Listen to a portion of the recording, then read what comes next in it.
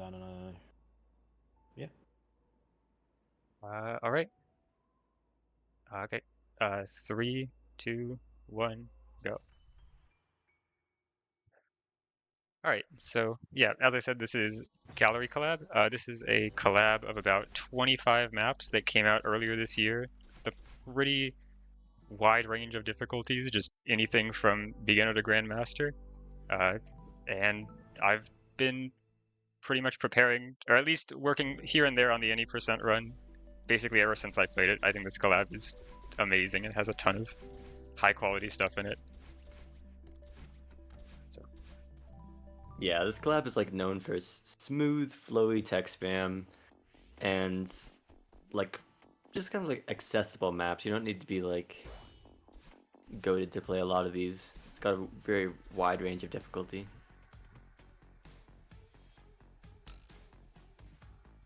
first map is a bit of a unique one compared to most of the other ones. It's almost an entirely different game. Mostly just using this car mechanic to drive around and not crash headfirst into walls. So that's the main mechanic of it. I crashed into the wall. Okay, good start. Yeah, so the mechanic here is you have this car which you can freely accelerate, but if you ever crash into a wall at too high a speed, then you die. So you pretty much have to like strategically slow down in order to make it past these corners. You're still able to hit the wall pretty hard if you kind of turn yourself around last second. So that's where most of the speed optimization in this comes from. And the suspension on this car is crazy. The chassis never hits the sand.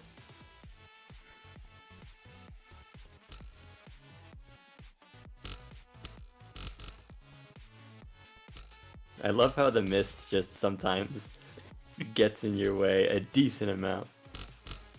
Oh, I didn't know you could skip that. You can. I forgot. You can. I was going to talk about the car smuggle, but we have to use this car now.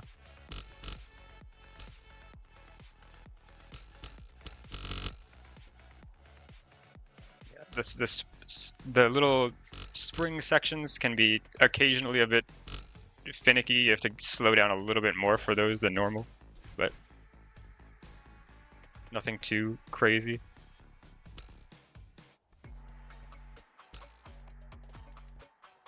I can't see anything. Okay. Definitely gets in your way of it. Yeah. These are some Canonically- powerful springs. Yeah, canonically this car travels like 100 meters per second. Right. That's the first map.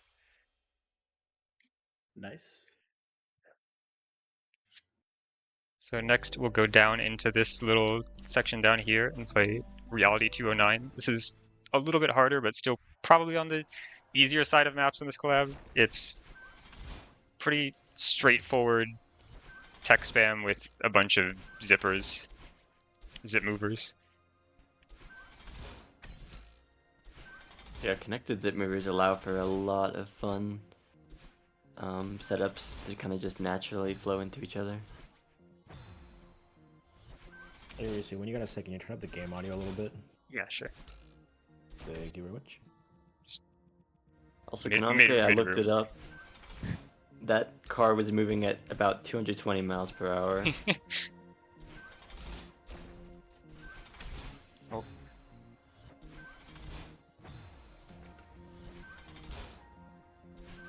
A couple small speed strats here to get a little bit of time.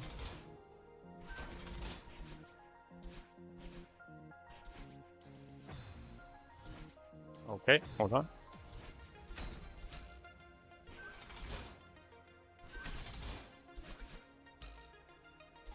You'll be seeing that setup a couple more times throughout the collab. This sort of like hit a dash block and fall into a pixel perfect gap thing.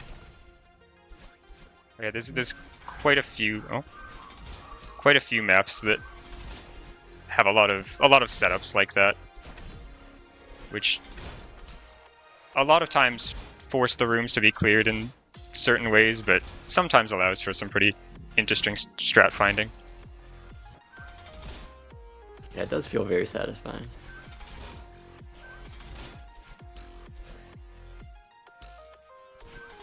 Madeline fits through the square hole.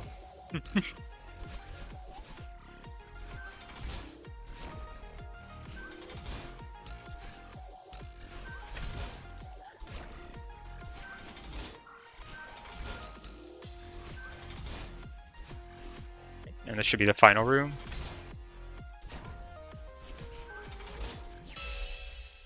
Cool. Very nice. Okay. Nice.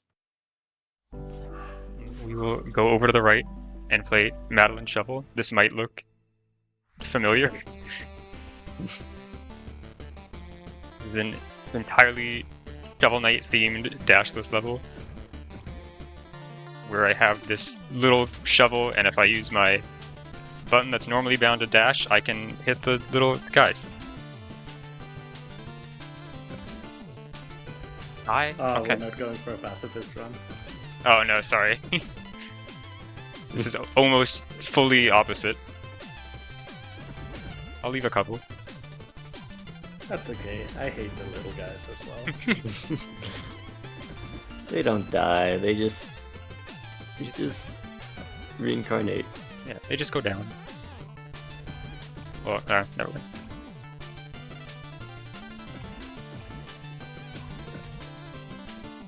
I'll leave that one. Shoutouts to that one.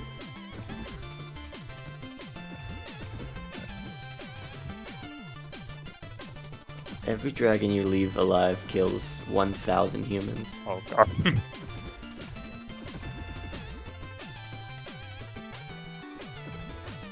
These blue enemies that shoot out these little projectiles in every direction are actually surprisingly hard to deal with, especially when we get into kind of not having much space to move. But I'm just gonna play it safe. Yeah, as much as this map is not one of the hardest, those are surprisingly hard to dodge sometimes. Yeah, you can get pretty greedy with getting past those if you're doing IL runs, but for something like this full game run, I will not try to lose 20 seconds in that room. Yeah, that map is probably the most similar map I've ever seen to like classic adventure fan games. This map is Game Development Department by Star Sapphire, one of the first of many Star Sapphire maps that you'll probably see here. This map is a lot of battery or throwable gameplay, and has sort of an interesting speedrunning, sort of a unique speedrun to it, in that there's probably, I don't remember, like 20 rooms to it, and you have to clear 6. So you can pretty much choose a couple. You can pretty much choose rooms from each side to pick your favorite based on what's the fastest. I honestly forgot that you only need to clear 6. Everybody does the full clear silver. Yeah, this map is surprisingly short if you're just trying to clear the map, but if you're going for everything, it's quite a few rooms. Yeah, including the extra secret room in it. This map is probably maybe the most rooms of any map in the collab. That sounds right. Yeah, I didn't fact check that, but it feels right.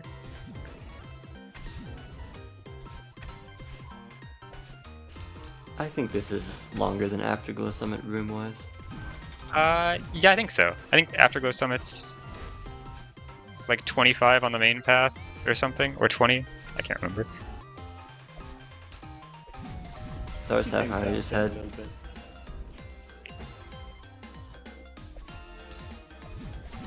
Star Sapphire had max mapping juice.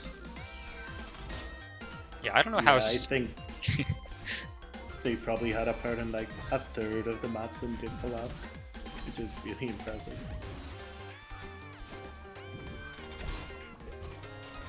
I think this is the first collab I've ever seen in Celeste where one mapper has just made, I don't know, like, yeah, 7 or 8 maps for it, and they're just pretty much all really amazing.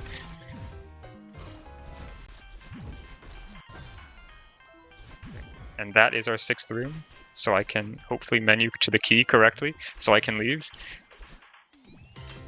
Awesome. Oh, have you accidentally bought the wrong thing? I have before? not, but I'm terrified every time. I will, I can't learn any speed strat for that. So, a 2nd star Sapphire map with throwables. This is, More likely than you think. yeah. This is Terminal. It's sort of got a lot of different mechanics going on, but the main ones are these dream crystals that let you dash through walls as if they were dream blocks, and the heavens that are heavens from Vanilla Celeste, except they stop after they move once. Or, yeah. Yeah, and this is just reskin Theo for anybody who's not sure. Oh, yes. Yeah, many people mistake this crystal for like decoration, so if you got stuck in this map not know what to do, it's a Theo crystal. Oh my god, okay. The map's a little hard, so I'll spend a bit more time focusing on this one. Yeah, this map does an interesting job of like kind of mixing mini dashless sections with tech spam. I can't dash in the right direction.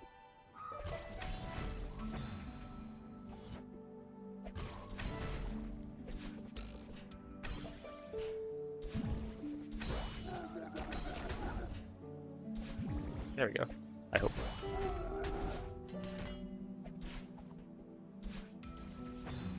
Oh, that's awesome. Nice seed conservation into the next room.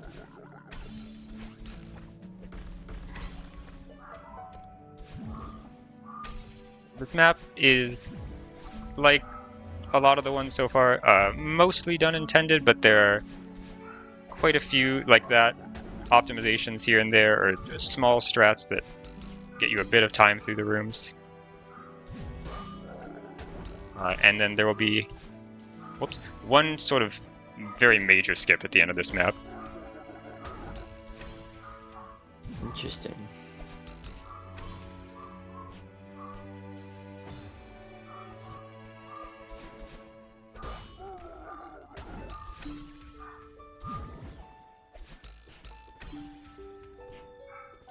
Oh, I've never died.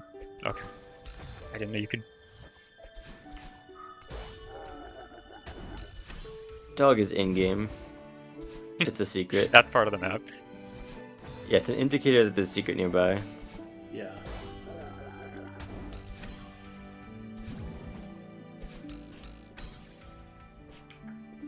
There we go.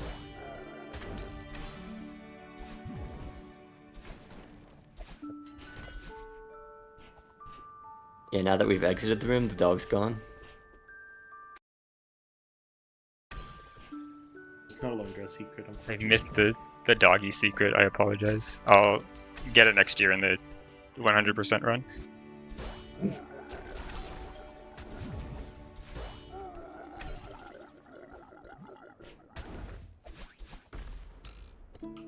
So now, I think, we introduce, these bubbles. They move in a circle, and they can go through walls, and we can bring Theo inside of them.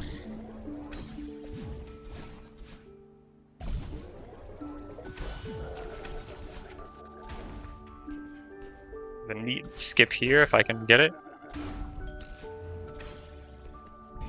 Yep. You specifically do an unextended wave dash, so you can buffer a dash from that spring and sort of skip a pretty large portion of the room. It probably saves about 6 seconds or something. As does this, which is completely not the intended way to do this room, but Wow. And then there's sort of a contraption here at the end to get the heart, but I will not do it. And that's the end. That's the second half of that map. And the whole map. Nice. So next, reverse unreversed. Sort of a, I guess, divisive map. As the name suggests. Does that come back? Okay. Oh my god. Hold on. These bubbles, when you go in them, you have to dash the opposite direction of normal. So to do that reverse, I dash right. And these sort of gray fields, whenever you're in them, you move in the opposite direction. Your controls are inverted. So playing this map normally is a very unique, I guess, memory or reading challenge, in that you have to constantly remember which direction you're supposed to be hitting.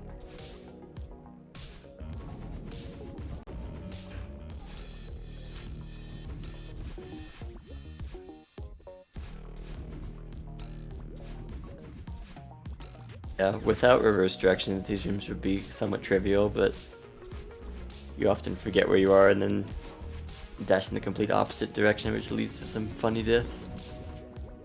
And this new mechanic is the when the screen turns yellow, everything is reversed of what it's been before. So it's a lot to.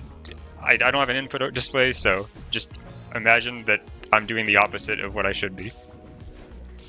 Yep. So a lot of the times in this map, you'll actually be reversed twice, and it becomes normal inputs again. So it's very easy to get confused when playing this for the first time. Very nice.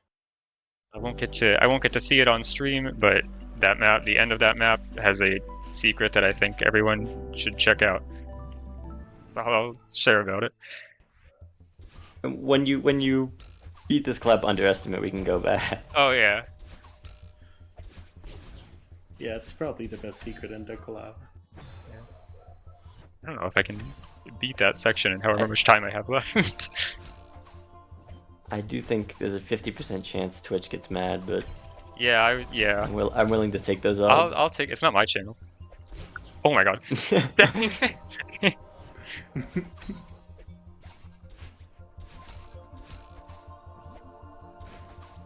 a joke. Oh my, that's a joke. I'm sorry. I won't do it. Don't cut the stream.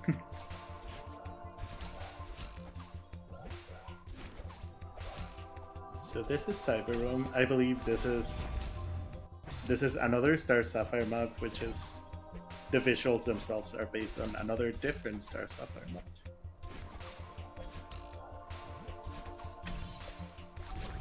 Yeah, this is our third Star Sapphire map in the last 4 maps. Again, with a lot of these throwables. If you are familiar with the other Celeste map, Sapphire Dash, this looks very similar, but plays very differently. Yeah, I think the visuals are roughly inspired by that one visual novel, Valhalla, and it has some references to the game. Yeah. And it's actually an all-dog speedrun in Gallery Collab. There's like a few dogs scattered around the maps.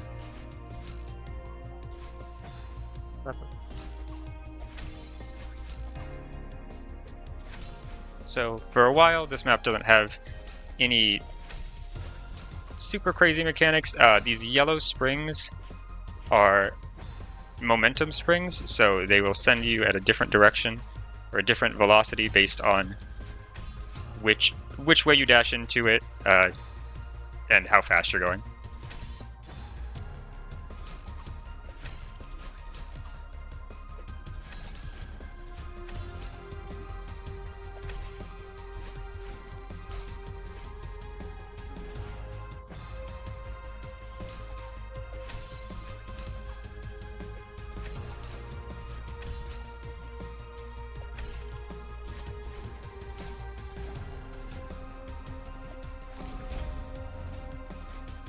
We can get into the second mechanic of the map. There are swap blocks. You can use these to go really fast. You can get double block boosts.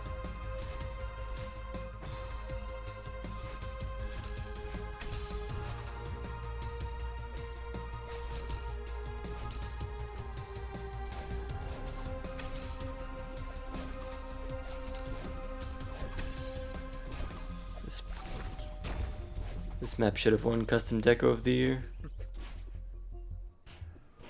Hot take.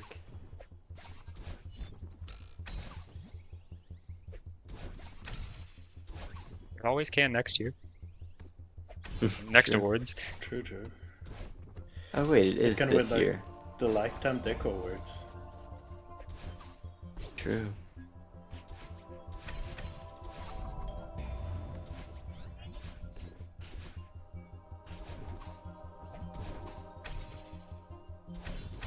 Star Sapphire immediately became the most prolific mapper of the year by releasing 8 maps in February. Did we explain these time crystals? I- Spacing out. I also was just spacing out. These time crystals are new. I just got to these in the last stream. Basically, whenever you get them, after a certain amount of time, you will be teleported back to where you picked it up, which makes for some really interesting branching, routing gameplay. Yeah, they all have custom timers, so they're a bit hard to read, but it always ends up where you want. Yeah, you kind of have to trust that the mapper plays them well, which is the case here. These all line up pretty much perfectly.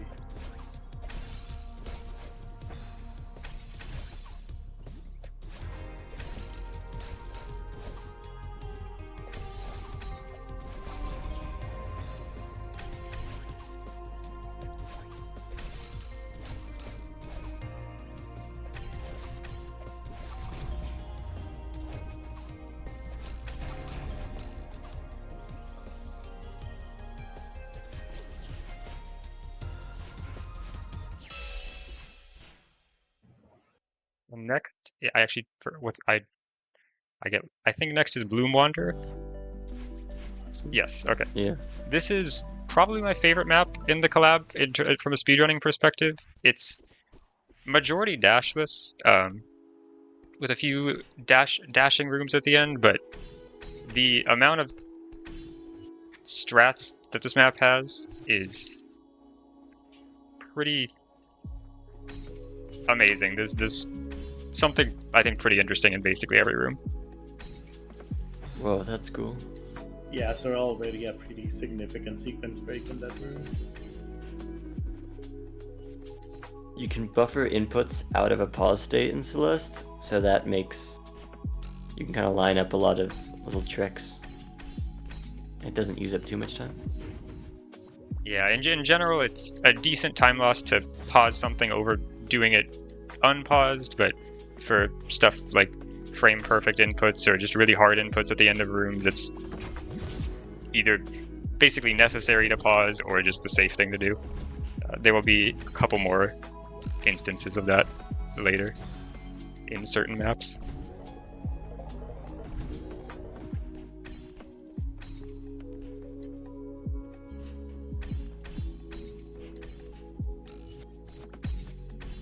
So in this next part, I'm going to attempt a skip that I get one shot at. If you jump off this door right as it's disappearing, you can just skip that and save having to go back into the bubble down there. Very nice.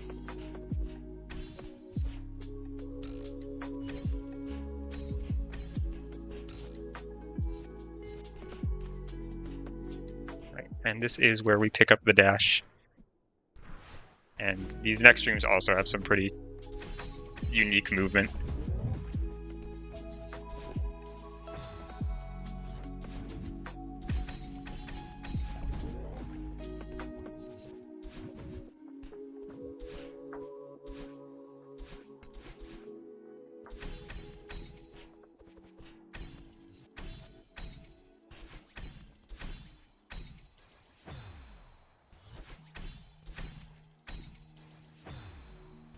With all these mid-air jumps, if we chain a demo dash into them, we can demo hyper and just get a lot of mid-air speed just basically out of nowhere. Yep, all of these mid-air jumps work to do any type of tech, basically, just like regular ground jumps.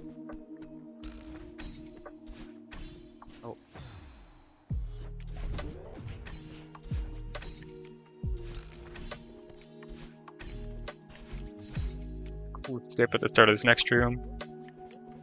That just kind of lines up in a way that works so well. I think it has to be intentional. Very nice. Wow. Oh, that is so cool. And that's Bloom Wanderer. Like that's definitely, I don't know, one of the coolest, I think, in terms of how many strats there are available for a map that's pretty simple on first playthrough, just an intermediate map. Right. This Not is this map, but I feel like a lot of city maps have interesting skips because of how mappers place girders. oh yeah, absolutely. Yeah, and also having most of the hazards being spikes opens it up a little bit more than your usual to this map. Yeah, I think there's a Yeah, lot of spinners opportunity for the weird environment setups to actually be used in interesting ways.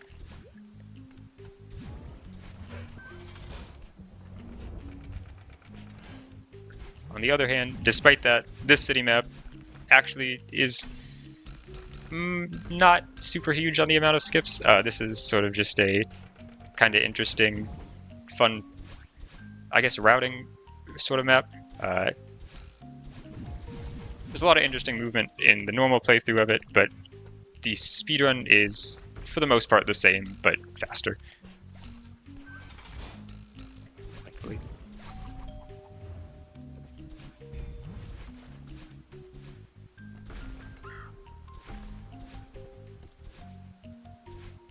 This room has the one skip in it. It's a bit hard, so see if I can get it.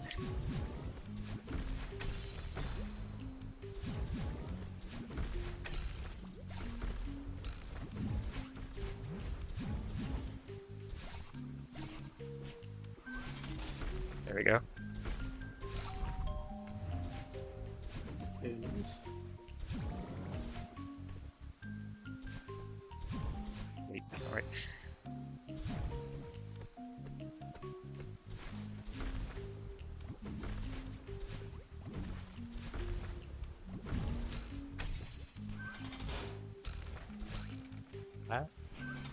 I think I needed that. I don't know why I used that. Thinking about the next stream already. Okay. But yeah, a lot of this map, just due to stuff like that, having to carry dashes to the end of room, carry these pink crystals, knock these blocks over so that you can use them later, does lead to a very... doing a lot of this the intended way. Will be the final... Got to be my favorite entity.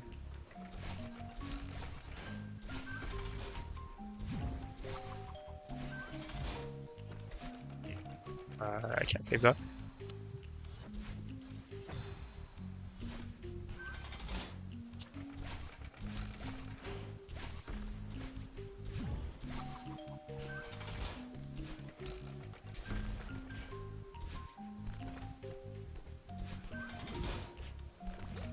Right, and that should be the map. Very nice. And next we get to move on to the first Grandmaster map of the experience, of one of the 4 hardest maps in this. So this is, and also just probably one of the scariest map, if not the scariest for me, FRC2, a familiar Star Sapphire map with throwables. This is a map with a lot of these purple and yellow bubbles retain your speed as you enter them. So if you do any speed tech going into them, you can get even more coming out of them. And it leads to a lot of fun setups with these timed fish as well that after a certain amount of time just explode and send you where a fish would. Color blocks are basically like dash activated cassette blocks. You just hit these blocks and then it changes to another color. I didn't realize how many custom mechanics there were on this map to explain. Yep. So there's going to be a lot of smuggling these fish balls all over the place to eventually use them to get speed. These fish like exploding, by the way. It's all humane. Yeah.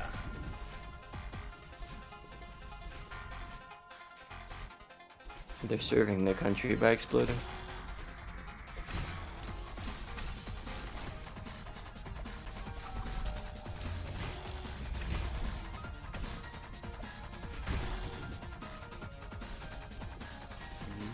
Wait, there's one more room. Sorry. Never mind.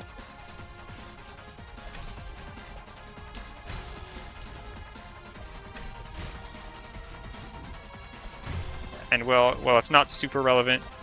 In a speedrunning context, all of these rooms are also timed by this wall of fog behind us that's slowly chasing us. We'll actually get probably pretty close in this room. Yep, and now we get introduced to ziplines, which you can use to move horizontally through the rooms, and they conserve your speed. So it's very important to like go into them fast as well.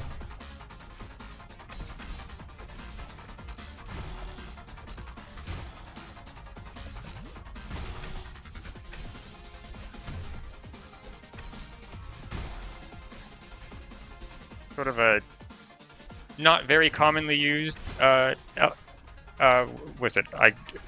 thing about zip lines is that you can do some interesting speed tech if you let go of them right before you dash down and chain basically double the speed as you would normally. It's not useful in this map casually or too many times in the speed room, but we were able to use it at the end of that last room to get pretty decent amount of speed to get there just a little bit faster.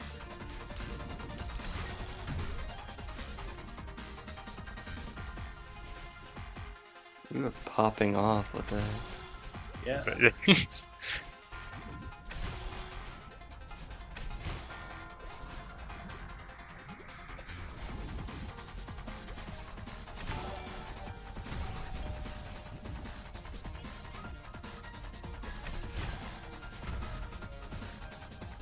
that an alert from my stream coming? Okay. Maybe I only heard that on my end. I don't know. Probably not. I think chat heard Thanks it. for the follow. Oh, okay. Everyone's saying thanks for the follow. Yeah, thanks for the. I don't know what it was. I can't see it. Thanks for the $100.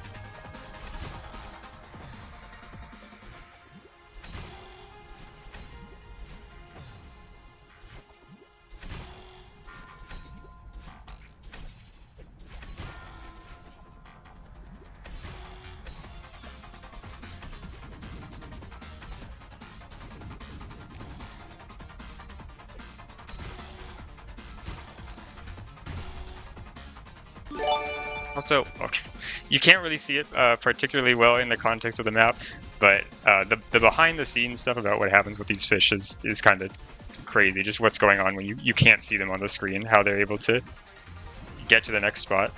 It seems kind of incredible to set up. Yeah, there's some incredible contraptions going on behind the scenes.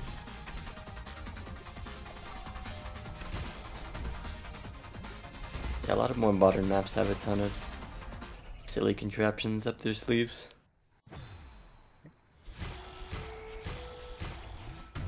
Think the heart gets embarrassed when Madeline collects it, or? Oh my. One more time. Okay, that's the map. That was a pretty good time.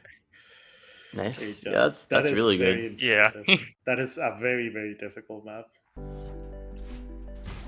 So now we'll leave this bottom circle and start going up towards the top of the lobby. This next map, Starry Summit, is sort of, as touhoe mentioned earlier, when about a lot of setups with these dash blocks and pixel perfect gaps. This map is sort of the kind of the epitome of stuff like that. There's a lot of just things that are set up for you, and you do them in the right way, and it just the map sort of solves itself almost. But there's a decent amount of complexity to it as well as some interesting skips to it.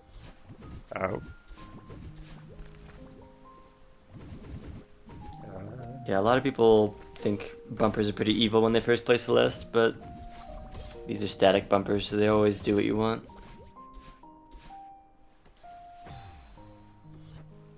That's a cool skip. Very cool skip there. Scary camera. Yeah, that skip ends with a blind wave dash. There's a couple, maybe 3 or 4 strats in the run where it's very clear that they did not intend for you to do it because the camera does not follow you in the way that it should. But it's just sort of something to deal with if you want to save time on some of these at least. Good pause. Yeah, I've always thought it's kind of evil for mappers to punish you for not doing intended.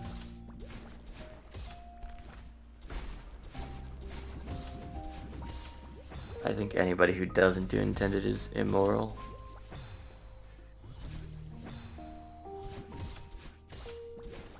The last maybe 3 or 4 screens of this will get. How is that happening? We'll get a little bit immoral then.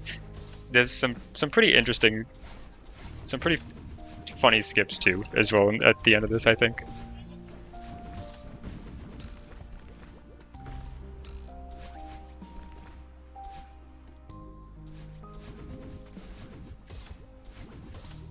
A lot of mappers sometimes like either allow skips or fix the map so some skips can be possible.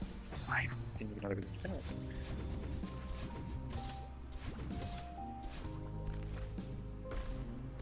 Yeah, I do appreciate how many skips have been left in. I think in the time I've been running it, only like 2 major, not even major, 2 skips have been taken out, and one was a pretty major cheese to a art side room.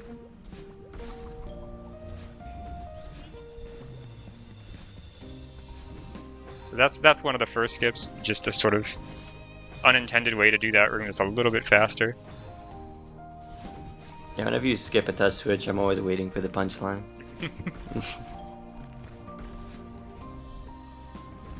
The end of this room is also one of my favorite strats, if I can hit it here. Yep, alright. Nice. That's so awesome. Shoutouts to Multis Bring It. Okay, I need that touch trick.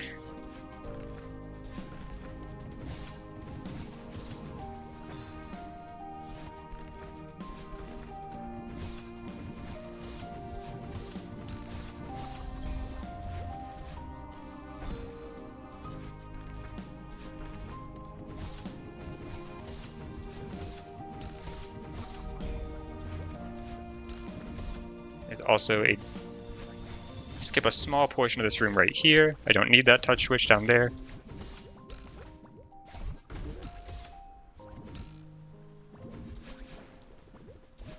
Instead, just sort of not let that block come up at the end and just sort of jump over it. Very Awesome. nice.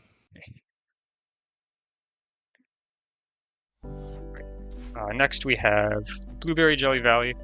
This is maybe one of the easier maps in the collab, both for speedrun and for casual playthrough. It's some pretty relaxed jelly gameplay through a lot of these rooms. I guess this is an intermediate map. This wall bounces. My mistake. Yeah. Still definitely one of the more wholesome maps in the collab. Yeah.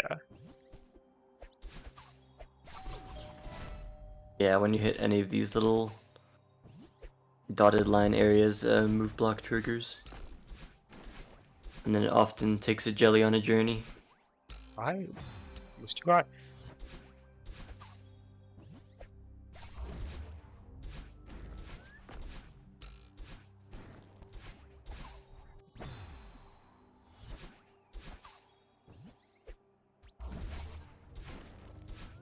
Yeah, the main mechanic of this map, these move blocks that move the jellies and just basically running around the room throwing the jellies into a bunch of coins. So you can unlock the big door at the end.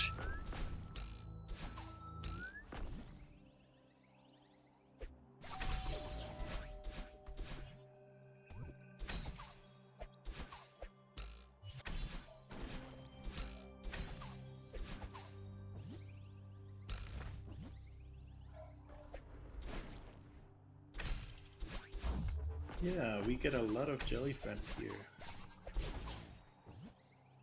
And then this final room, I think, yeah, this final room has a skip here. Whoops. There's a berry path at the bottom of this room, which you're actually going to enter.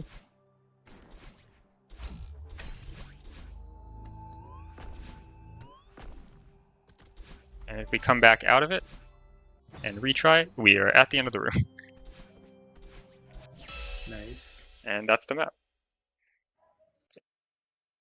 The next map, I think, as we mentioned with pause buffered strats before, will probably be the best example of that. I'll have to focus a bit on this, but I will spend a lot of time paused on this map due to some of the setups that exist for skips here.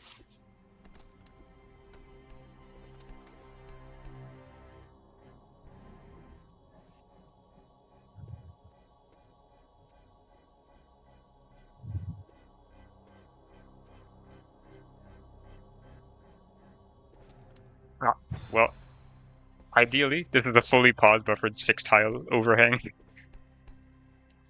Wow. Holy.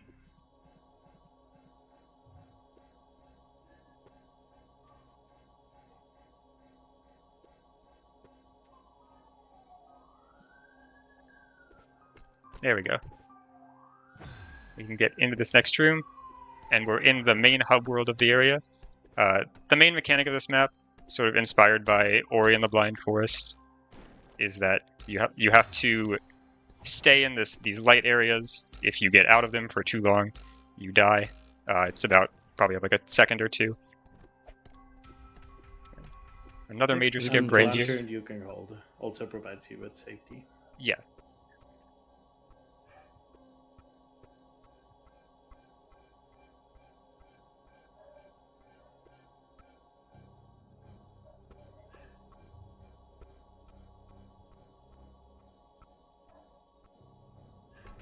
Oh, okay. Well, regardless, these two major skips here, even if I mess them up, I think it takes about a minute to beat the map with them, as opposed to like 3 minutes for the normal clear.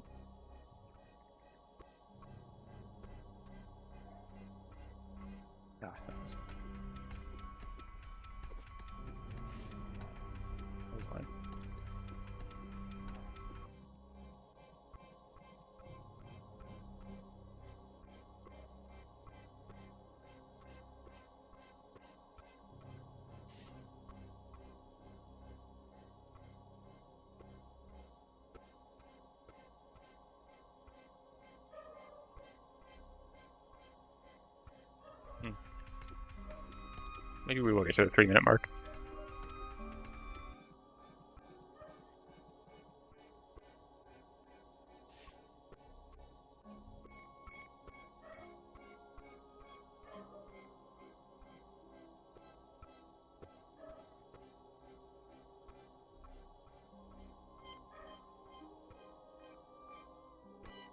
Okay, there we go. And with that skip, we death warp into the heart room and just can collect it. So you basically don't play any of that map intended, apart from just getting up to the thing to start. Very nice. I was staying quiet because it looked so scary. It's Yeah. terrifying. It's terrifying every time. A casual 6-tile and 4x2 into 2x1. Yeah. This next map, probably, I think apart from the heart side, should be like the longest, I guess, good run of the collab. Oh my god. This is, but also this is one of my favorites. Another Star Sapphire map, just a very wholesome summit map with a bunch of mechanics to it. I think this is, a lot of people who have played the collab have said this is one of their favorites, I think. Yeah, this is my favorite or second favorite. Yeah, this is one of my favorites as well. Just a fantastic map. These blue little spinners and spikes indicate where to use your shadow dash to phase through them. Yeah, and I guess to explain the shadow dashes themselves, they just allow you to be invincible during dash state.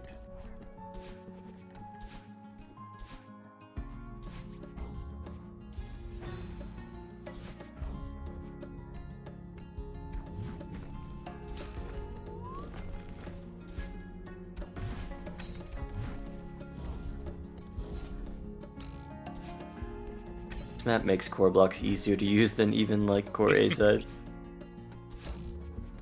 Yes, surprisingly, I don't think I've ever had any problems getting any core blocks to work the way I wanted to on this map. They're very well set up.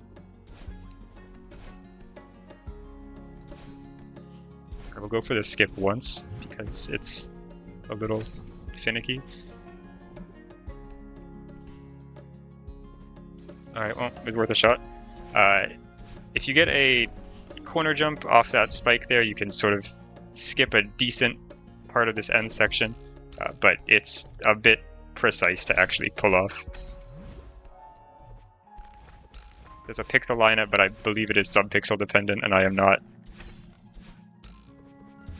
talented enough to be able to manipulate that quickly to make it count. Yeah, also probably takes a while to set up. Yeah.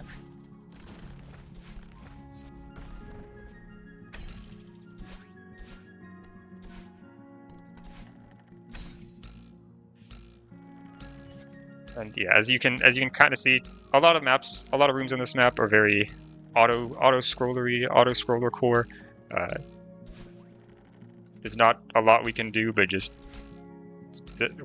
what am I doing? Okay, I could have done something there, but there's not a lot I can do. But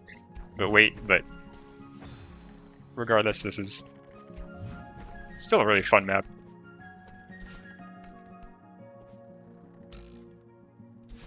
You've probably seen a lot of dash conservation throughout the run. It's like saving a double dash, or saving a shadow dash, or saving a dream dash.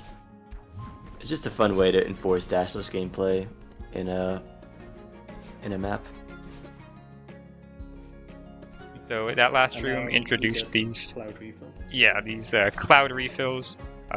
Sort of what it sounds like. Whenever you dash, it leaves a cloud behind where you were, which you then can use to get some extra height.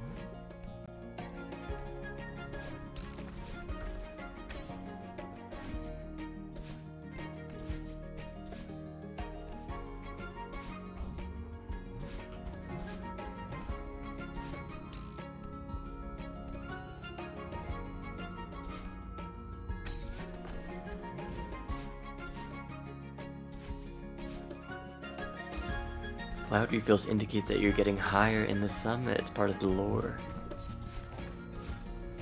I That's never half thought true. about it that way.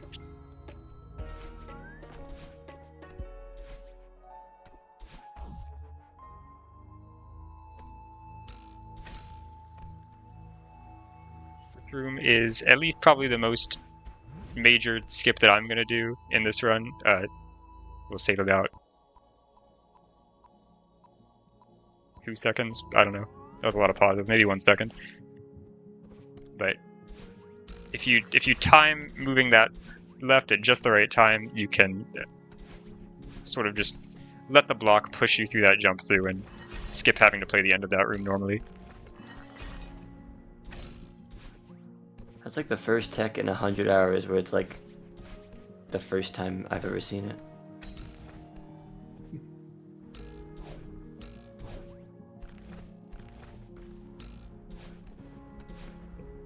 And I guess I didn't introduce the mechanic when it showed up like 4 rooms ago, but there are these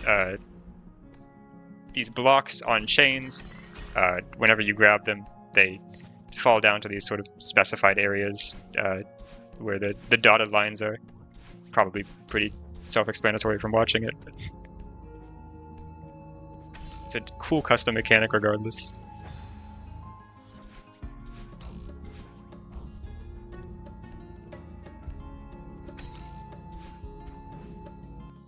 I did not mean to pause there, but that's okay.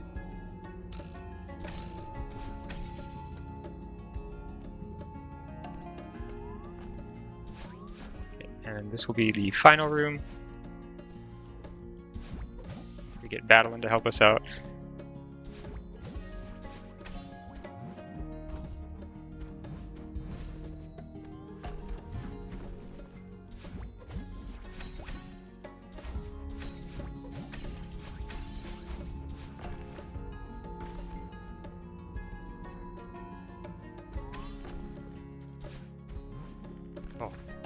We can sort of skip that platform down there with a very scary, mostly blind cloud jump there, but that worked out at least. Very nice. Good work.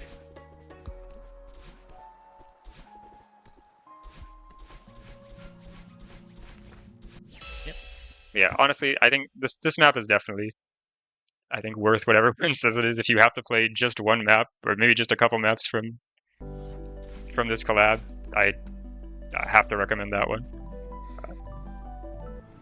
We have actually a pretty similar map, I guess, to follow up. More tech spam focused and a little bit harder. This is After Rain. We'll have also a lot of move blocks and just sort of water puddles to jump off of.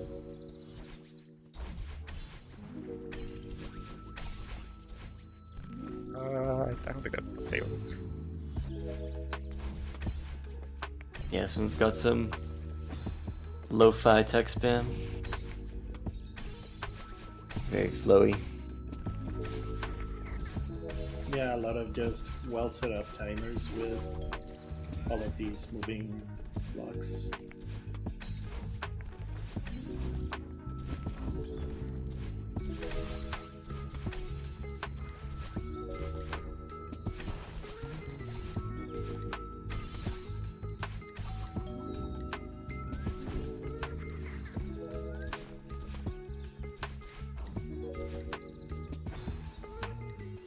Yeah, most of these rooms, I guess, unlike the map we just played, features a lot more move blocks just sort of moving in conjunction, just keeping them all lined up to do some cool lift boost gameplay.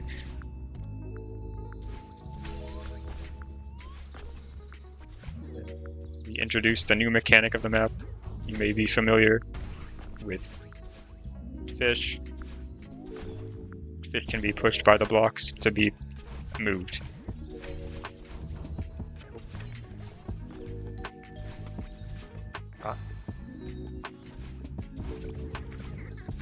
But it does create a lot of very interesting setups as well as fish transportation methods for routing these rooms.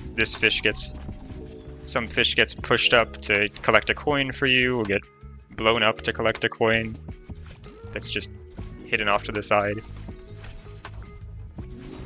Yeah, the Solas community really likes moving fish places. I was about to say the same thing.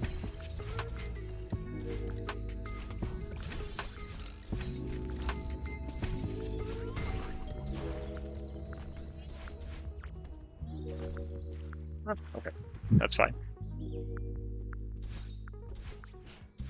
Yeah. And that's actually pretty close to an extra rain PB for me. That map. That's Nice. interesting. Pretty difficult, but a pretty short map at least. This next map, I think probably also another one of people's favorites, and as well as one of the hardest. This is Season Traveler. Just like it sounds, we'll be going through 4 different sort of seasons, 4 sections of gameplay, all with different types of dream blocks. So, Plus the classic Void season. of course, yeah. Yeah, Can't go don't wrong. forget about that one.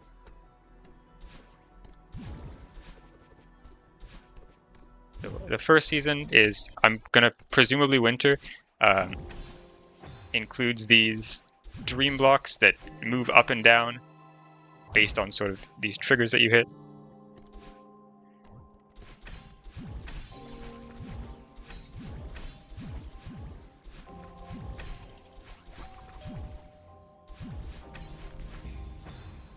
It actually Yeah, they can is. also Oh, go right. They can also stop in place. Yeah.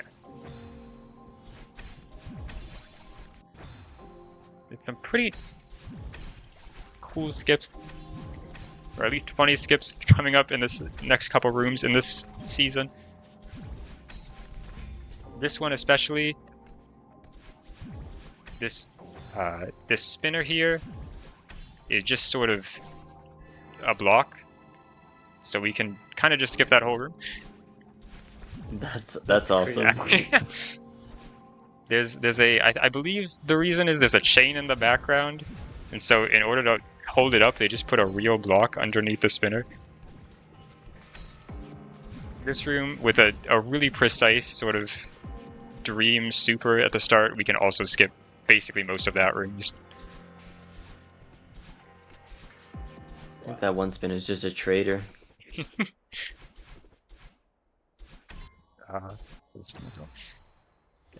So now we get into probably fall. This main mechanic of this is these dream blocks that sort of, I guess, reset the state of everything in the room. So any blocks that you've pushed over, refills you've collected, will come back, and sort of some interesting puzzle gameplay with it. Yeah, autumn always puts me in sort of a positive mood, you know. I can't believe this map has autumn and spring, like that one map. Oh my god. That's what I'm saying.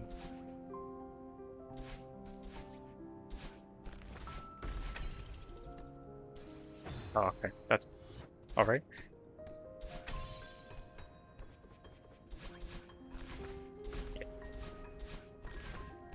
Main idea of this room is there's this one coin at the bottom that we have to bring, that we have to collect with this double dash after getting all the other coins in the room. And only then can we... Okay, well, only then can we get up to the top of the room. Hold on.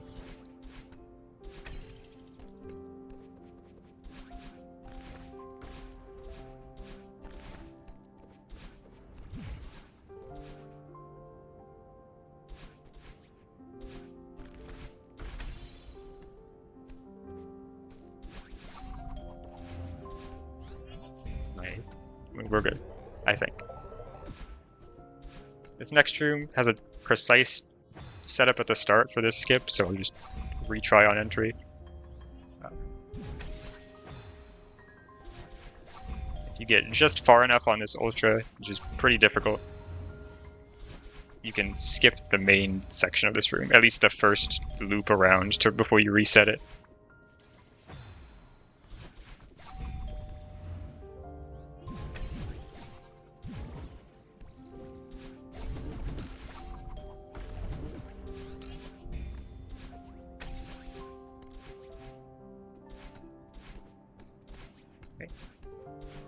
And now Nice we work. have summer.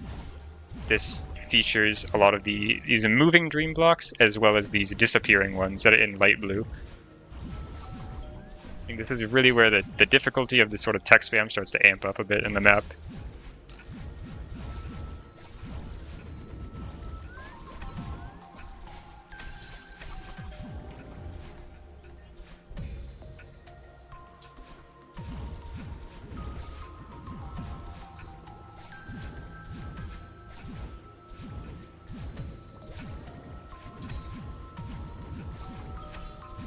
Well, that's that season. And now we'll get to the Nice. final area, probably the hardest one, at least for a casual clear. This is spring. Spring. Yeah, this is spring. Some really just general fun tech spam with these green dream blocks that retain your speed.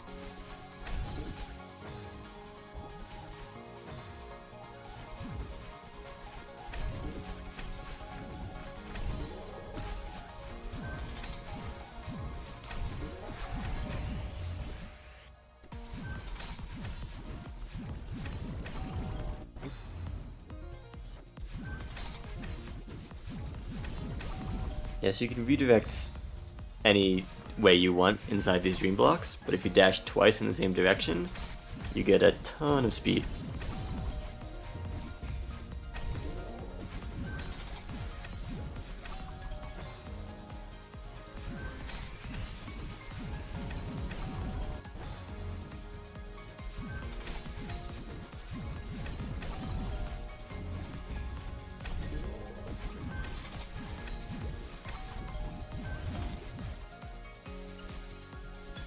In the final room, you can probably see the effects of this speed the best, at least near the end of it.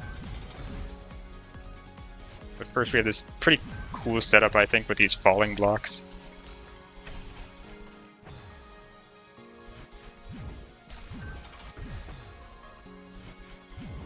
Very Dark Moon Runes-esque.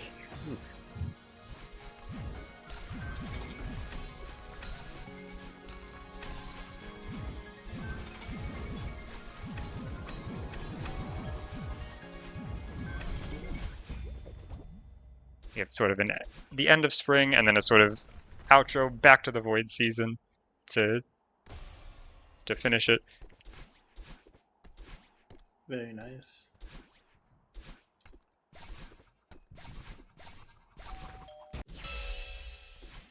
And that's Season Traveler. So next we'll, I guess, backtrack through the lobby for a little while to get to some other pretty hard maps, actually. I think the next one we have is called B612, and then after that, probably two of the hardest maps in the run. But first, a sort of actually pretty interesting one in terms of how many strats there are available for it. There's a cutscene in this first room, and if we enter it, well, if I enter it without dying, we can skip the cutscene.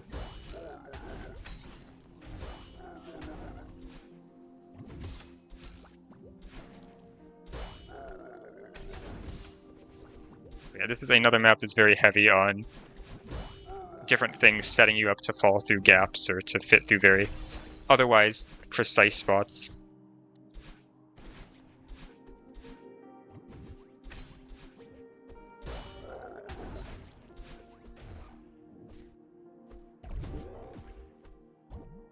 Yeah, you just manually doing some of these setups is crazy. Yeah, I think I probably should have mentioned it a little sooner. In the previous room where I sort of took a blue bubble up in the air and fell through a gap, it just sort of happens to be almost really well set up. You do have to time a turnaround at the very end of it, but it's pretty interesting how it works out, I think.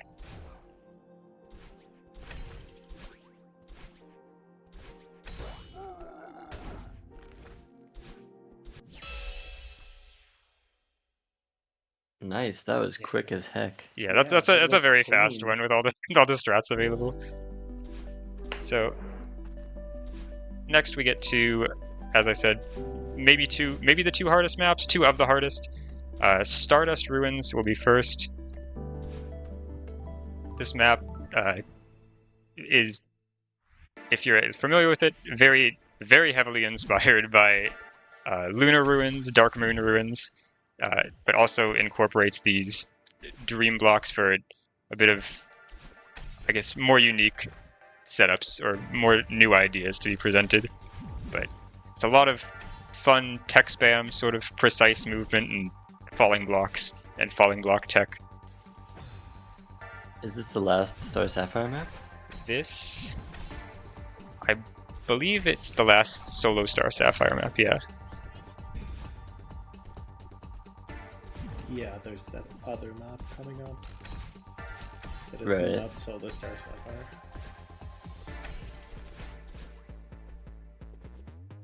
But yeah, just some very fun, very like tropey Celeste movement here. I love that word, tropey.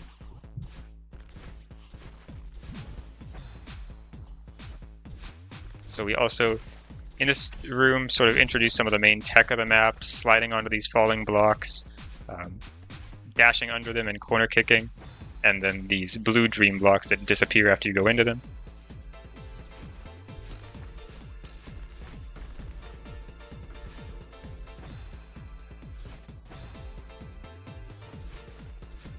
some of the moves in this map I think are really unique. They're really fun. But You have to make very good use of these falling blocks when you have like a second and a half before they are taken away from you. Yeah, basically every single falling block in here is used multiple times for the most part. this room right here is probably one of the hardest. It's just pretty precise in general, and the ending is kind of evil. Not that well.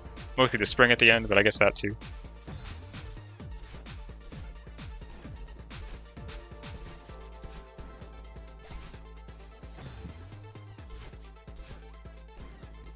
It's actually a funny tech with crumble blocks. If you land on top of them and then jump off, they will disappear instantly.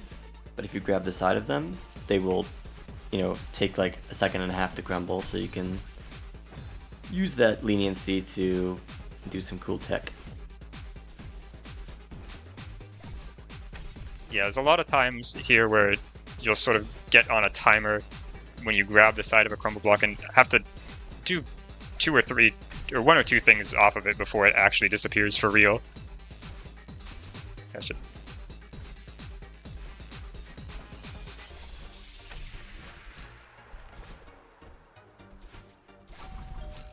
There we go. Okay. Good work.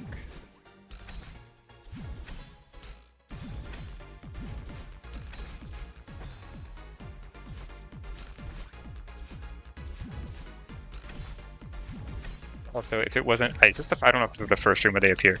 These pink springs give 2 dashes. I think they were somewhere before, but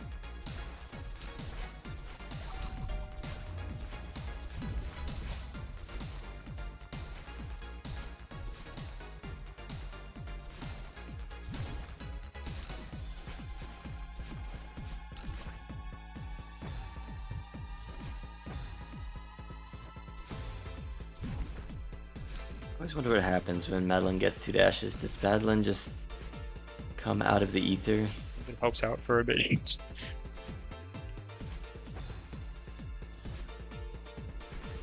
Madeline's soul is spread across thousands of springs and bubbles.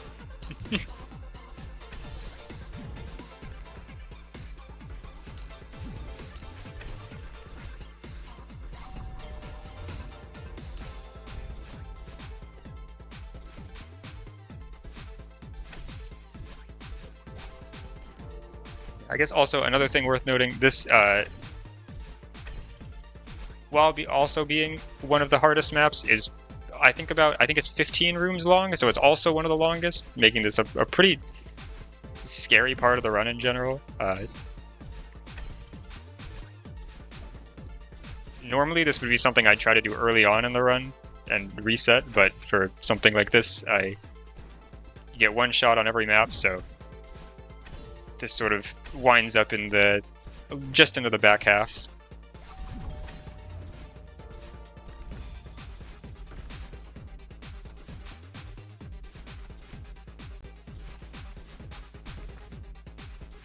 Yeah, a lot of these wall bounces are a lot tighter than irisu624's making them look.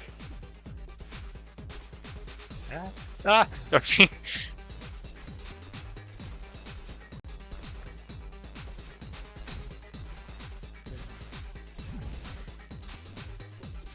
Yeah, a lot of this map in general is pretty unforgiving in terms of the precision of it. You have to be pretty on the dot with a lot of the timings. Yeah, and also a lot of the hazards, they don't look like they're in your way that much, but they are.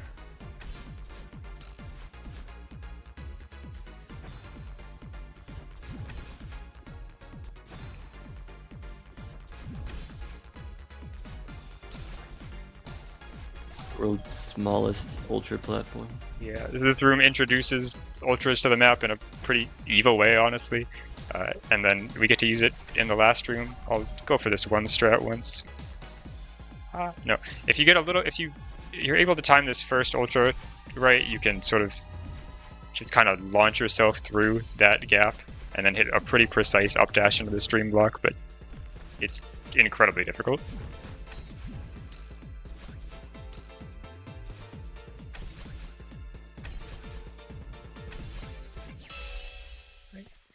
Little cute 7C section at the end there. Yeah. Yep. So Very nice. there, oh, there's an almost invisible block right there to get stuck on. Right, next we get to maybe, at least for a casual clear, the hardest map in the collab, and also as a speedrun, maybe the hardest map in the collab. But for a GM map, this actually has a surprising amount of strats and skips to it.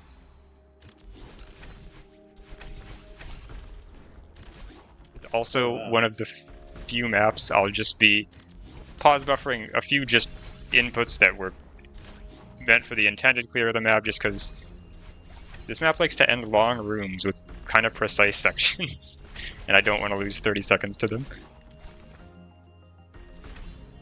Yeah, so the gimmick here is that, despite the title, Madeline's gravity is actually not effective. It's just these little blocks that go up and down, depending on when you hit these little core switches.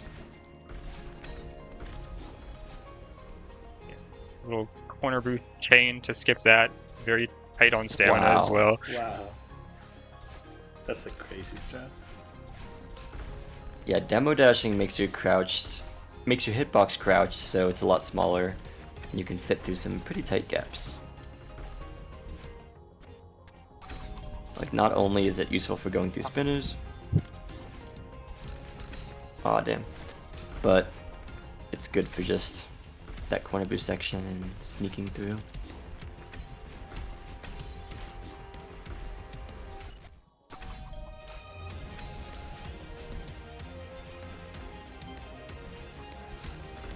I think actually, because of some of the strats that are present in the second half of this, the first half of this run might be the harder part, despite the rooms, I guess, definitely being easier on a first clear. But I think coming up in the next few rooms are some of my favorite strats in the whole run. In the whole entire collab, I mean. Oh well.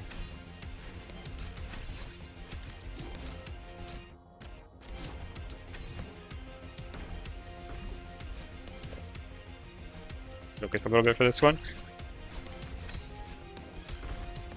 That's a little early.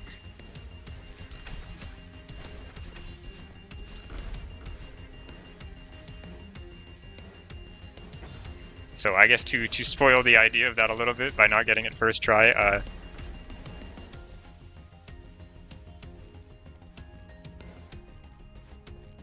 bit of a blind section at the end of this room. What the? Yep. That's a crazy strat. If they're off screen, spinners won't load, which means a lot of that where actually if I were to center cam, you'd see I'm just moving through unloaded spinners, but with some nice movement, you can just kind of, that's a little too high. You can just kind of work through everything. This room also has another major skip, where we can sort of not play any of it, and at the end of the room, hit this kind of precise demo.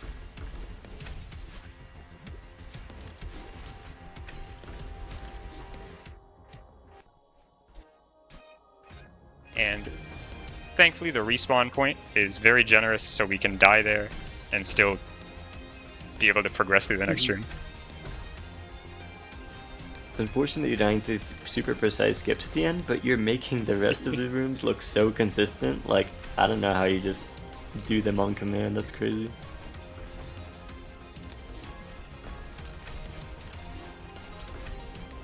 The room, unlike the previous, doesn't have any crazy strats, but it's just actually just a really cool room in general, so I'm okay with that. But this move especially.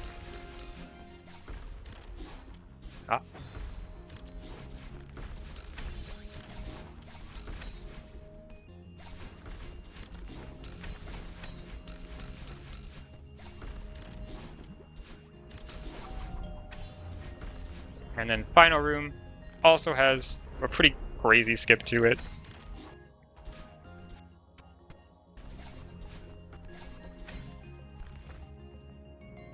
Oh, that's crazy.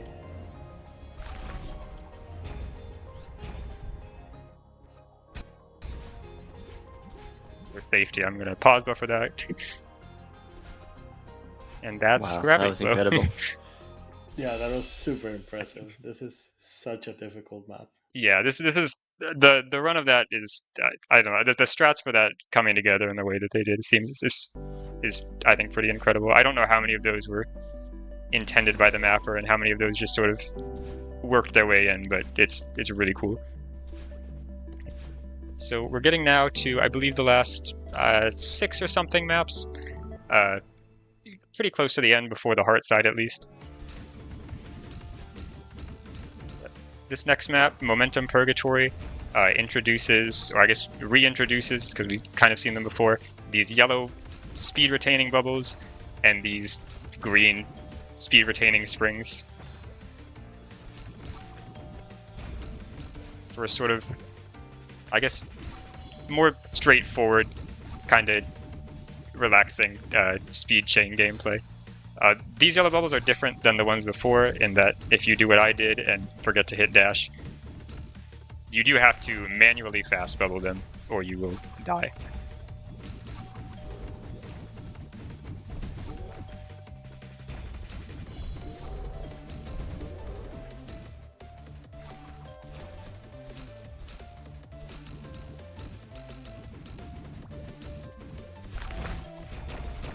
Yeah, whenever you see a neon map in Celeste, you're probably going to be going pretty fast.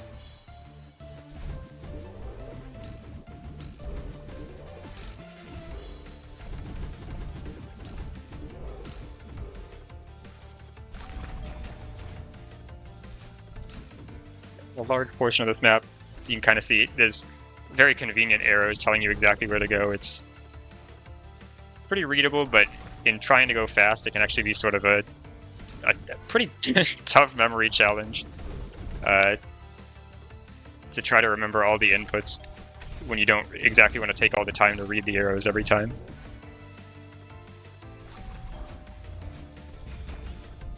An understated part of this map's difficulty is how you have to readjust your eyes across the screen whenever Madeline enters a portal and comes out in a new place.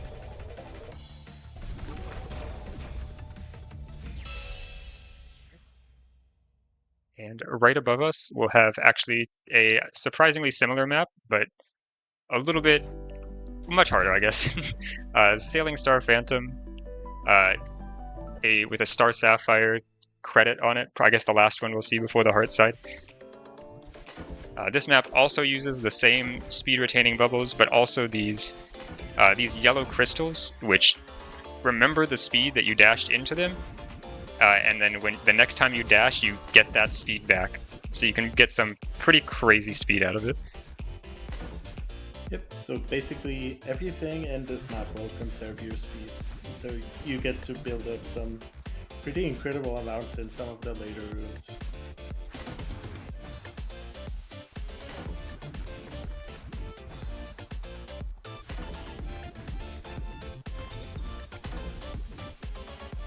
This map also has a goated secret that we probably won't be seeing.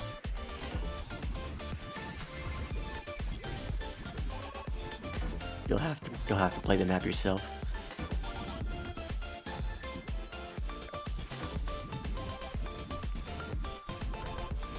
Shoutouts to the not at all confusing arrows all over the place. Yeah, the mess of errors in this room is one of my favorite parts of this map.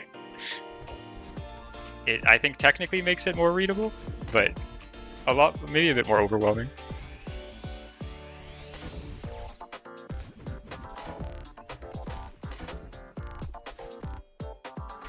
Oh.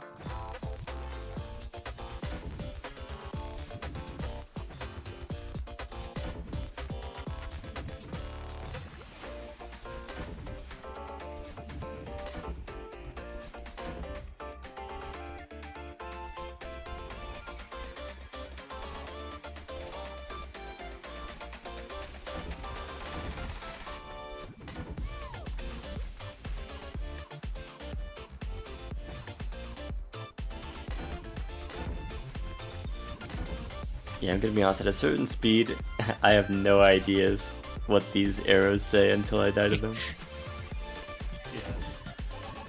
Yeah, I think a lot of this is largely unreactable on a first playthrough. Can be a bit of trial and error gameplay sometimes, but it's really satisfying to get it to come together. For sure.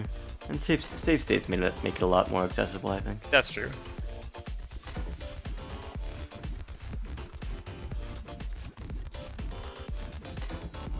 So with a Gultra at the beginning of this room, we can turn what's actually like a really tight room into something that like you have way too much speed for at the end.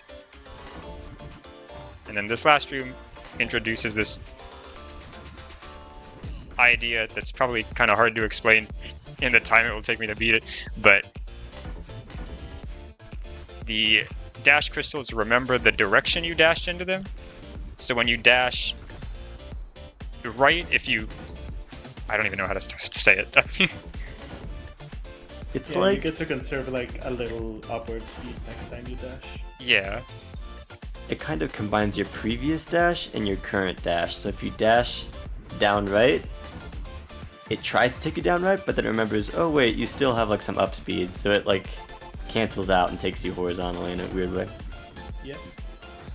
That's how you get like a little curved dash at the beginning.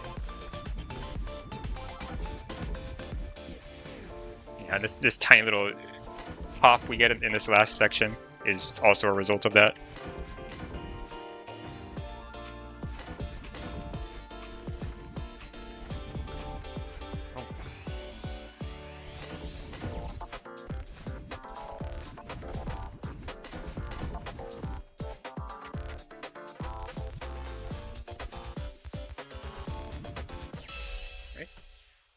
Very nice. Very nice, yeah.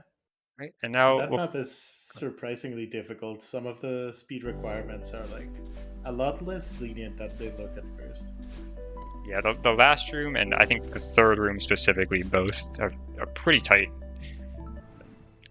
Coming up, this is the last Grandmaster map. Also, one of my favorites. I think this map is super cool, but it is very short. It's 4 rooms. Features this really tight sort of platforming through these springs and crumble blocks. And also we have an extra jump that you can see indicated by the dot over my head sometimes. Yeah, I feel like the extra jump shenanigans in Bloom Wanderer, there's a lot more of that here.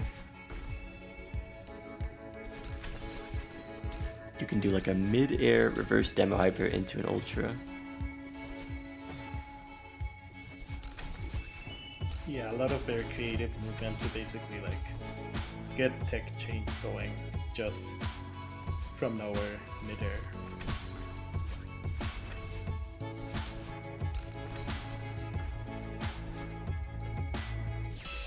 So one of my favorite heart collects and that, but yeah, that's a 55-second Nice map.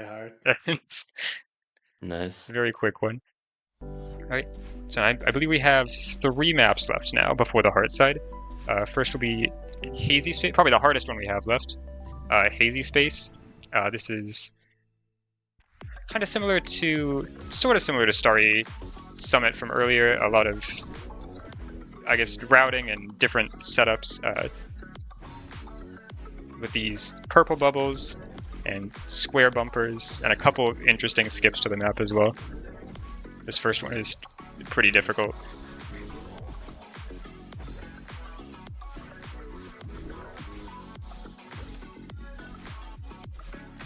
Yeah, aside from the hard side, this might be my most cat jammed song.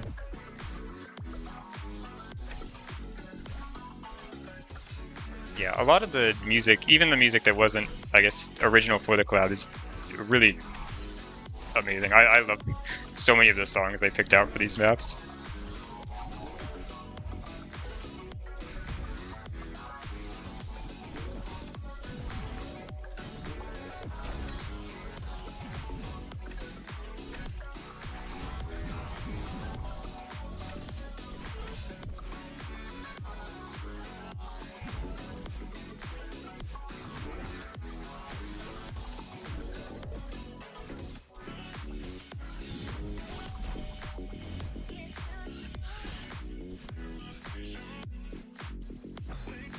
map mostly just consists of a lot of these sort of puzzly rooms and setups. Once you know them, the execution isn't too bad, but there's definitely some preciseness to it.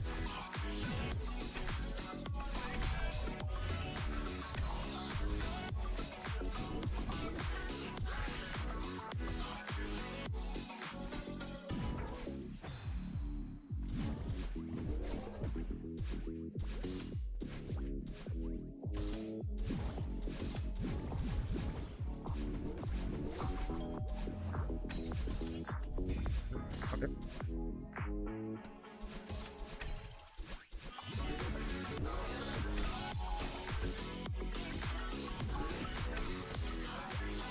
That's one of the crazier setups. You can kind of conserve the purple bubble speed if you dash out of it at a certain point. Oh yeah, this thing at the beginning of this room is, yeah, you get a sort of boosted wave dash that you can use to gain a little bit more speed and do it a little bit faster than is intended.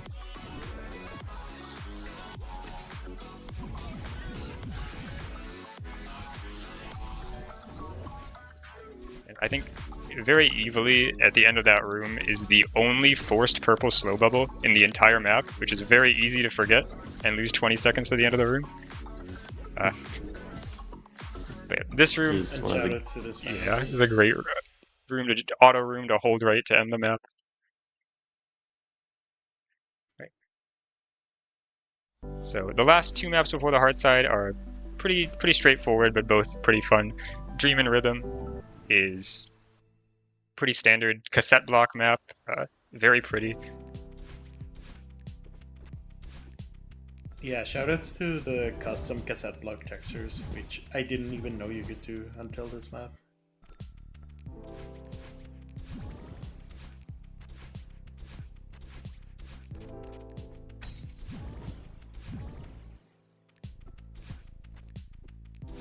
so a lot of times in this map you have to go out of your way to wait until a certain color spawns.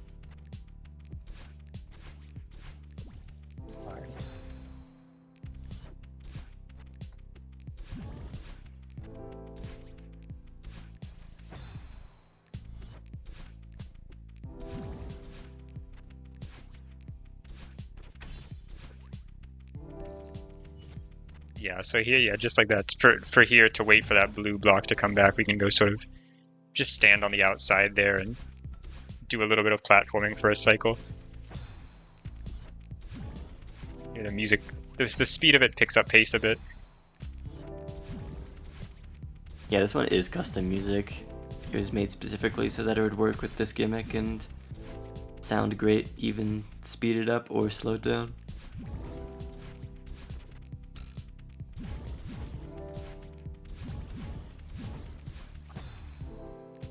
I don't know if it was made specifically for this map, but I appreciate the leniency of these dream blocks, that if you're going through them while the cassette color changes, they will actually stay active until you leave them, which makes these not unreasonably tight to get through. Oh, I just forgot what to do. Okay.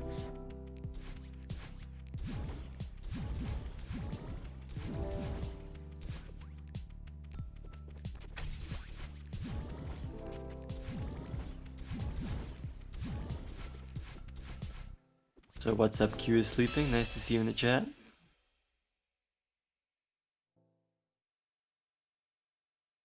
And now we'll get to the last map before the heart side. Ream Ridge, also one of my favorite speedruns in the collab.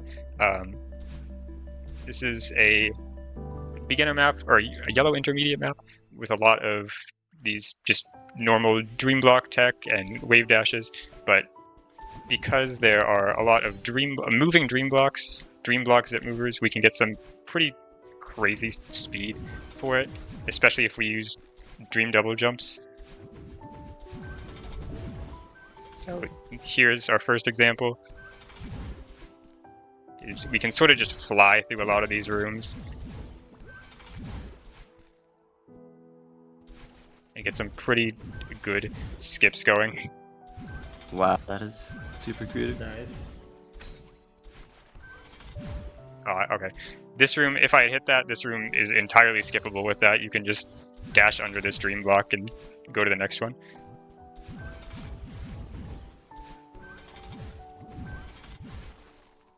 Yeah, this map is also very short, so we're coming up on the end of it already. A lot of great Celeste deco just comes from clever recolors of vanilla styles. Like, I think this looks more pretty than the original Ridge, personally. Oh yeah, this looks fantastic.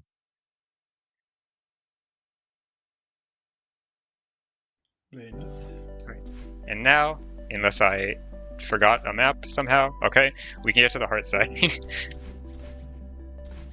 This heart side, if you haven't seen it, is pretty incredible. I think it, like most heart sides, I guess, combines, gives you get one room from each map that we just played for 25 rooms, but it's this really big, I guess, sort of finale to the collab. It's really exciting. The music for this is fantastic. It's one of my favorite songs that I've ever seen in a Celeste mod. It's custom for it.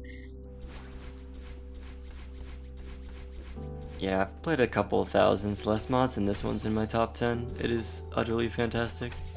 Yeah, this hard side is simply incredible. Yeah, I think Worth noting that some of the easier maps in the collab are buffed to keep like a more stable difficulty curve throughout the hard side.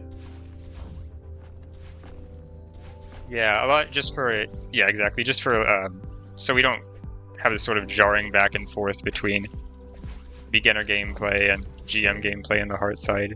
Does that make it? Most of the maps, at least, are buffed to this sort of advanced expert range, so we get sort of a mostly consistent difficulty. Although there are definitely some standout, easier and harder rooms that give you a nice rake or challenge. I think chat wants you to turn up the music a little bit when you get a chance. Okay.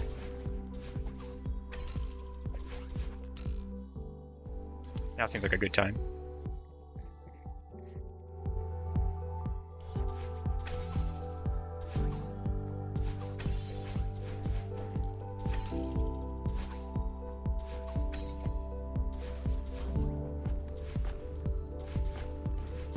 Yeah, on that note, I do think it's really cool how some of the maps manage to get their difficulty up to advanced or expert, especially some of the later rooms are so cool. I think the way they incorporated it into a harder room for the hard side. Yeah, for sure. There's some really cool design choices all throughout this hard side. So that's the Yeah, Dream that map Ridge. just straight up introduces these bubble dream hypers that are really fun to execute. And then back to Afterglow Summit, we now get these, using the cloud refills, these mid-air hypers with them, or mid-air supers with them. That's a nice layer of depth to the map. Unfortunately, they don't get used in the speedrun of the map, I think, but they're still very cool.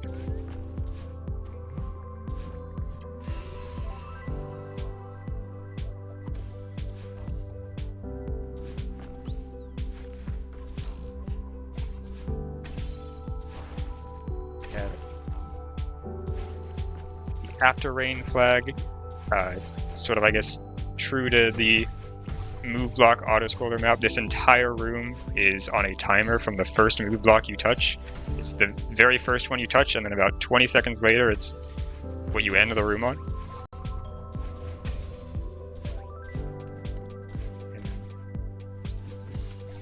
Starry Summit. The already hard maps don't get too much harder. Yeah. So, one of the few major skips of this heart side. Get a little pause buffer. Oh, okay. Next time we'll get a pause buffer demo set up through that. I think I went frame early.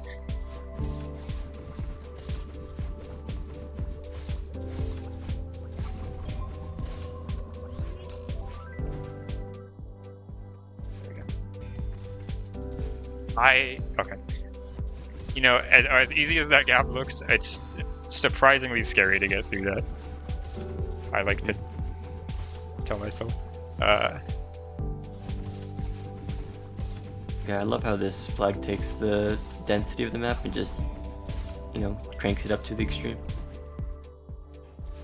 Yeah, it's cool that it's all condensed into one single room as well, or one single screen with no camera movement.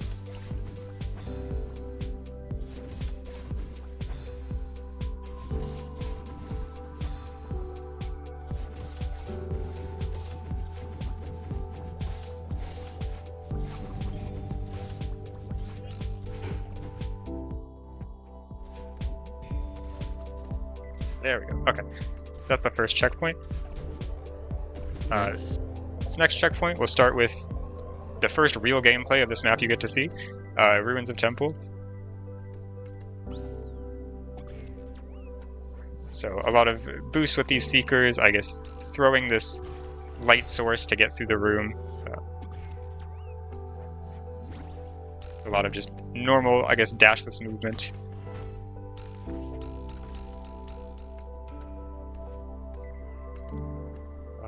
Okay, that's okay. A nice little fast fall section here at the end. As was in one of the berries in the original map. A cool transition into our Dream and Rhythm flag. This one is actually buffed quite a bit. It's pretty tight on the timing, especially at the end of the room.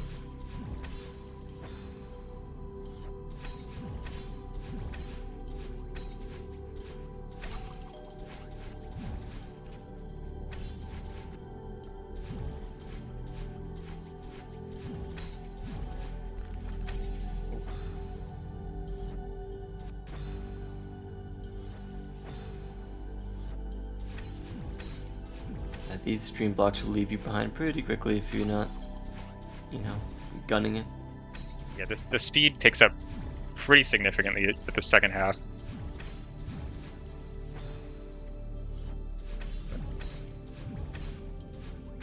Yeah, I believe this room and one other, or two others maybe, just have custom, I guess, parts of the song just for them. The only room in the map that has them, which I think is really amazing. There's so many layers to the music in this.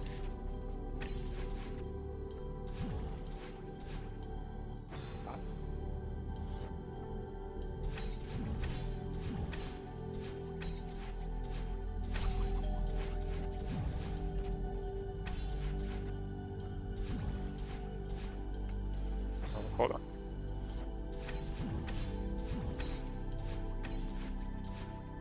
Much different from the original map.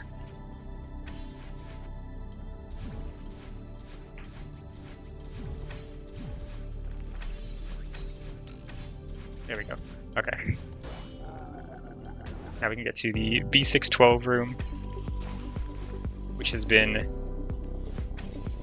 pretty similar, but we add some ultras to bump up the difficulty for the sort of expert GM style hard side.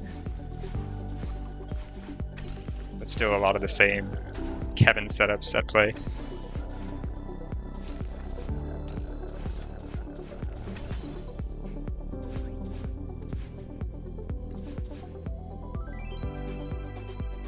A nice nod to Lunar Ruins, Dark Moon Ruins again with the intro to this flag being a little dropper.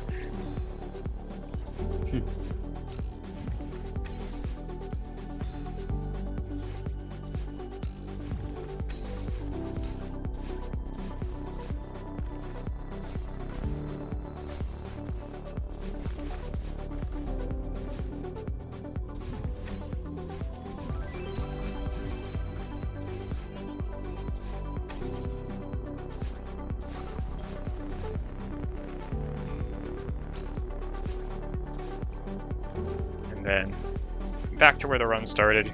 We can get in the car again. Yay. Hopefully I'm... Oh, I missed it so much. well enough into the zone at this point to not crash the car twice this time.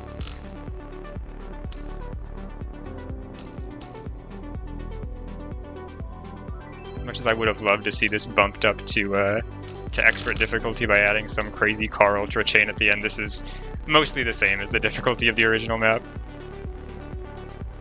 Yeah, there's really not much you can do to realistically buff it here. For what it's worth, I believe the TAS does do a insane ultra chain through the second part of that room. It's a really cool.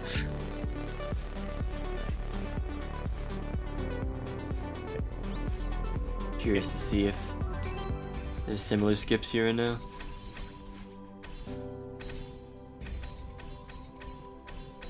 This actually is mostly just intended. There's unfortunately nothing too crazy in here.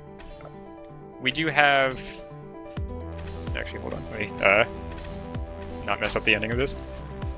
That room is on a 25-second timer. It's very much not an issue for the speedrun. I think it's pretty lenient in the normal clear too, so it's not too much of a thing. But it's nice to add some stakes to the room, I guess, some urgency.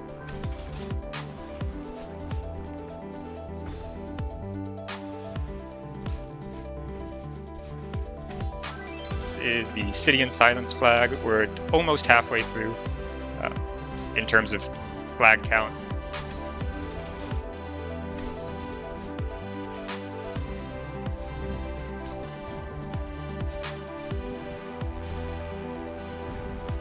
Oh, God.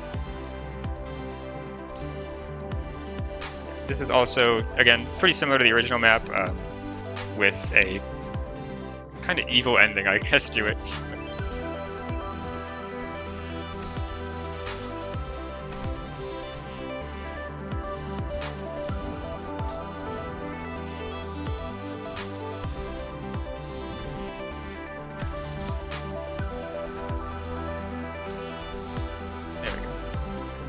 Now, I would say this is the hardest room in the run for me, so I'll see if I can focus through this. This is a pretty crazy long room with a lot of choke points to it. Yeah.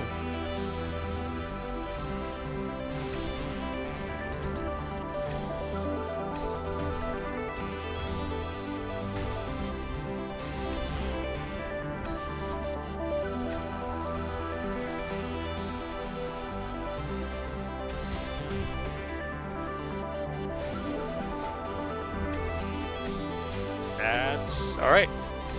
That's incredible. Okay, well, that part, Yeah, that's nice. beautiful. Really impressive to just.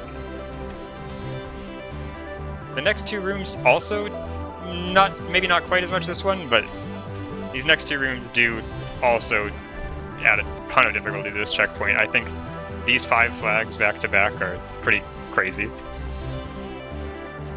Yeah, this is probably the hardest stretch yet.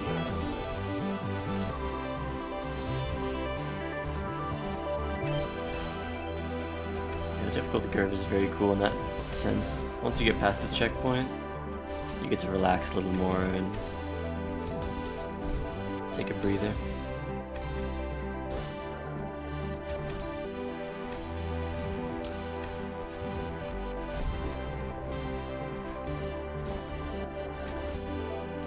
Yeah, this checkpoint includes a lot of the hardest maps, and after it, we'll get to see a lot of the easier maps come back as slightly buffed versions, but not quite as hard.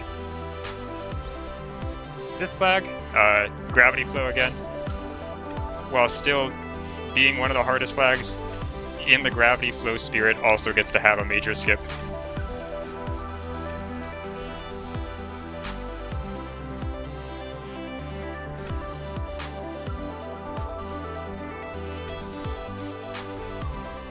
Oh, no. Well, this whole, I guess, section in the bottom left, or I guess to the right of me right now, is entirely skippable with a demo through that.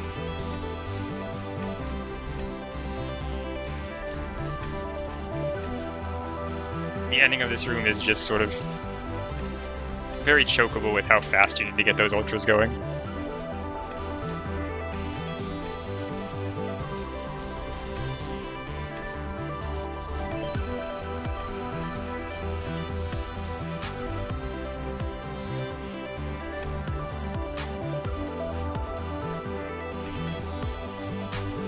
Ah, alright, we'll get there eventually.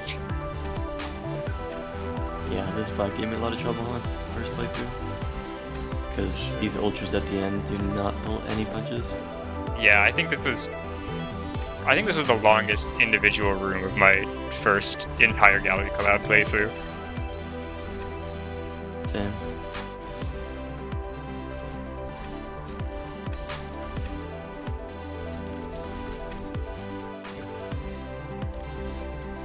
Yeah, even with the skip, some pretty tight input density and fast movements to it. A lot of buffers to miss.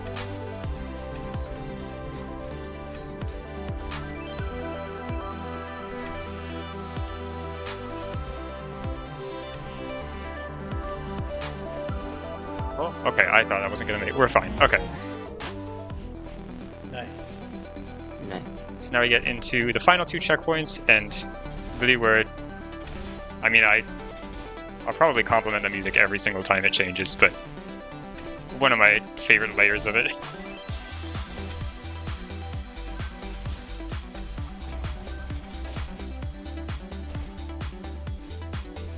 Yeah, the music in the last couple checkpoints made me tear up on my first playthrough. Yeah, I think getting to play this hard side for the first time, well, the whole collab, but the hard side specifically has been one of my favorite Celeste experiences. It's the amount of times I just sort of stood still in awe and not playing anything because I was just sitting there listening to the music or looking at the decos. It's very frequent. Like, look at that transition. That's so cool. Yeah, super cool transition into game development again.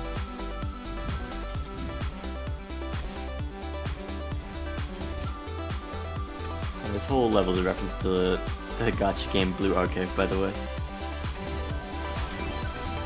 Like, I didn't get the experience to talk to the characters in the map, but it's great.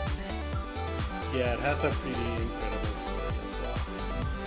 Yeah, in my opinion, if you're gonna get addicted to gacha, Blue Archive's the way to go.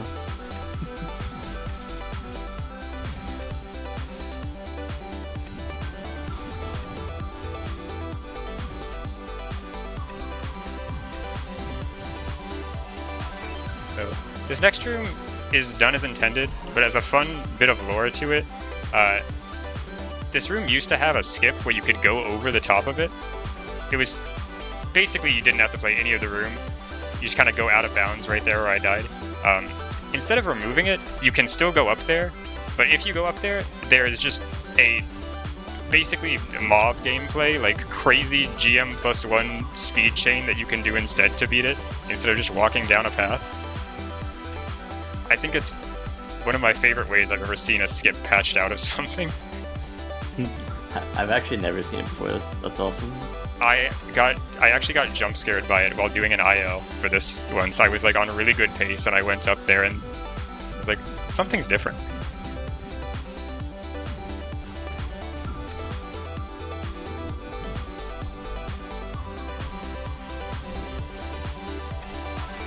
And one of my favorite ways to rework a map for the hard side. If you were wondering why the Shovel Knight map had a boss UI element that was never used, we get a little bullet hell here. Yeah, this flag is absolutely incredible. As cool as it is terrifying for the run, because it actually is pretty hard. But the main hard part is the final attack out of 6, which is about a minute and 10 seconds, a minute and 20 seconds in. So basically you can be on however good of a run you are, but you get here, every time you die, that's 1 minute off of it. Wow. Sort of combining some of the attacks we saw earlier. And then the last scary part.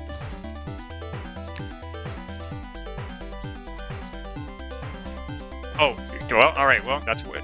Subtract 1 minute and 10 seconds, I guess. Damn. Yeah.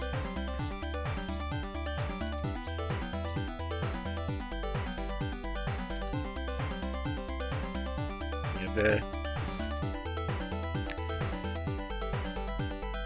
decision making you need for this sometimes is maybe not what I have right now.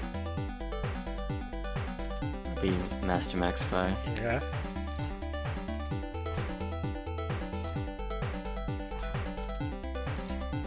I've not played enough avoidance games to train for this.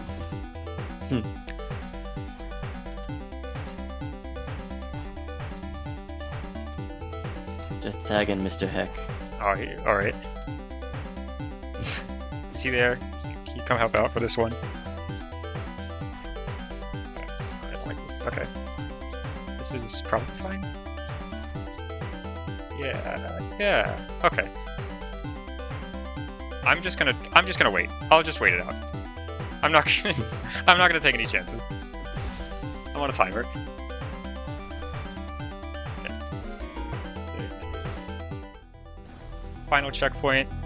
A nice place to stop and admire the music transition, but I gotta go. Final 5 flags, you get Momentum Purgatory first. No. Wait, no, yeah, that's what I'm gonna miss, sorry. I always want to call this Momentum Sanctuary.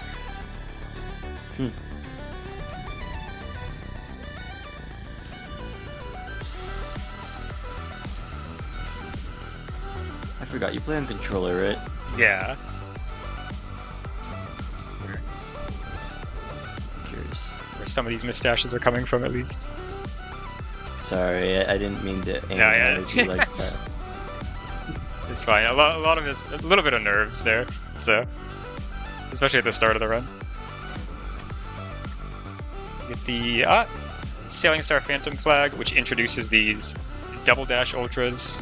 It's like a normal ultra, except you dash a second time to sort of maintain more speed through the air.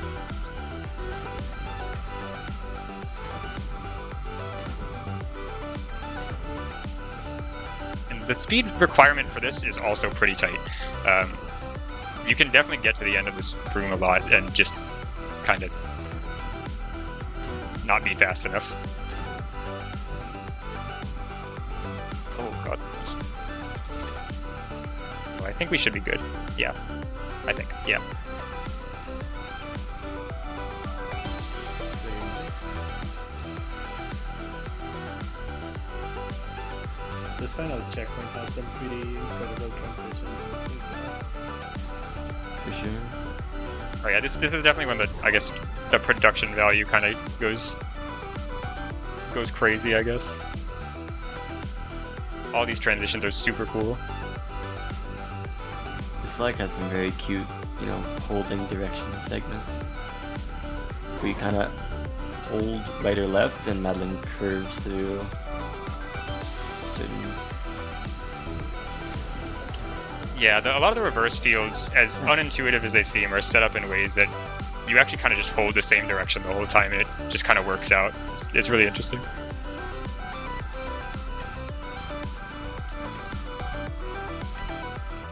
We get a little bit more of the 55-second map from earlier, covered in dust.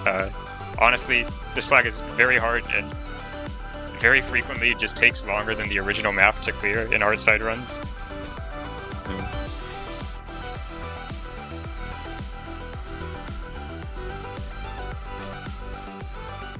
Yeah, particularly very tight on this top part. I think it's technically at the late ultra. Yeah, it's really easy to lose, not have enough speed on this here. Oh my god, okay.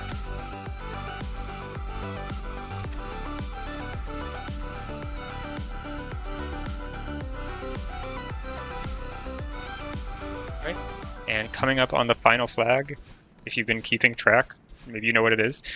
But this transition I'll just stay silent for.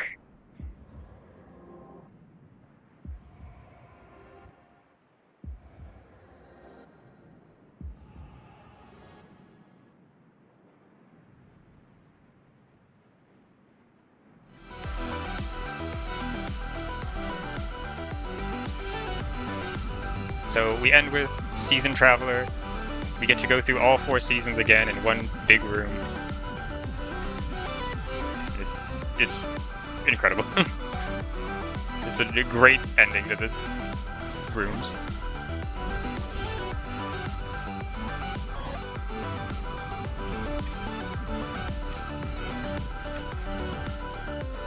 Yeah, just a very climactic ending to the whole thing. You get to go through 4 different mini rooms representing all the seasons in the original map.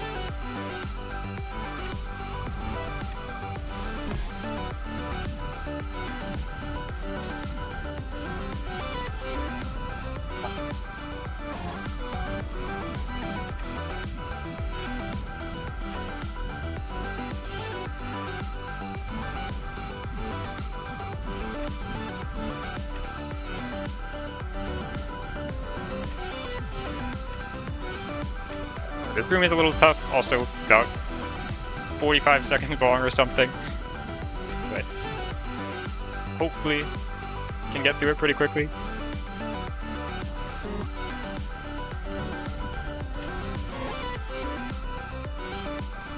Oh, that was it. Okay, unfortunate time for my game to lag there. I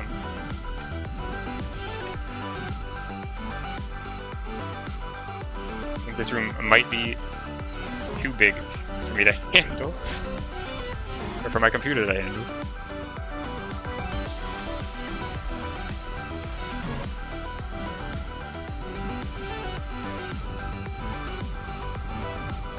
Ah. I think while these teleports look like they're taking you to different rooms, I think they're all just mini sections of a think big they are, room. yeah. If you look at debug map, yeah.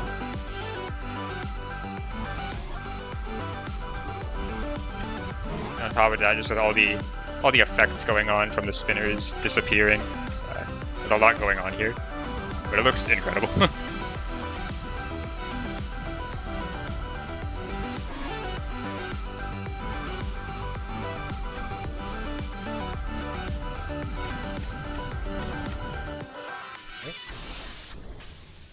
We have a small little outro to the map. Soon will be time, as soon as I collect this final red heart here. Let's go. That was incredible. Yeah, that was a fantastic run.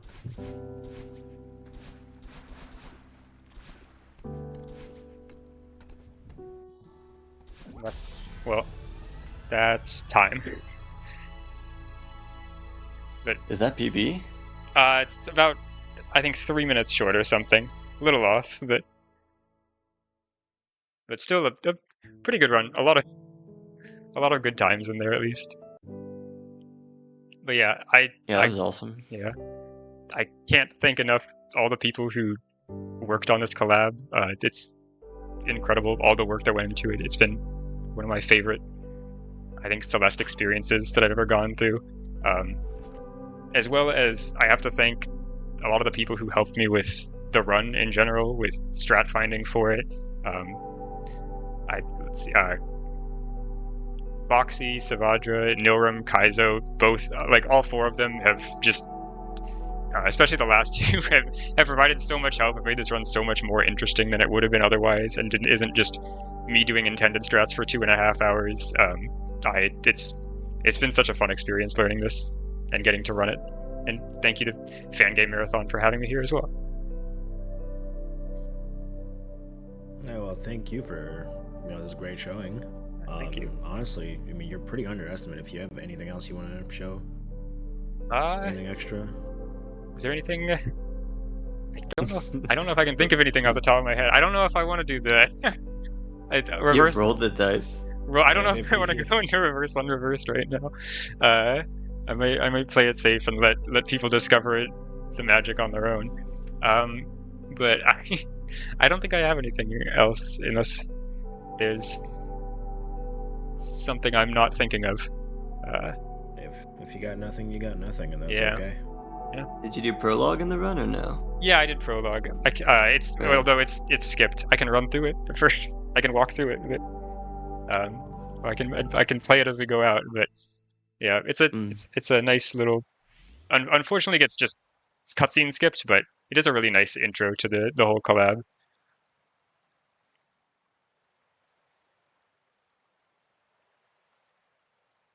Get this little boat pulling up to the gallery. There's a nice cutscene with Granny at the end of it before you get to start everything.